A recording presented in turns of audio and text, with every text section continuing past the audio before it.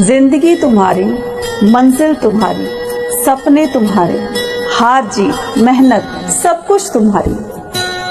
फिर दूसरों की बातों को सोचकर, सुनकर क्यों हार मान लेते हो?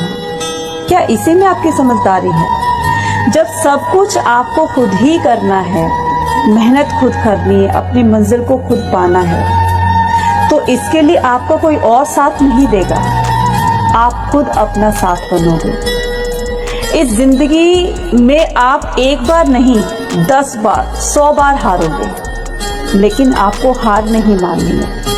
हर बार एक नई शुरुआत के साथ अपने आप को आगे बढ़ाते हुए जिंदगी में सफल होना है और उन लोगों को जवाब देना है जो तुम्हारी हार का इंतजार कर रहे होते हैं, है ना।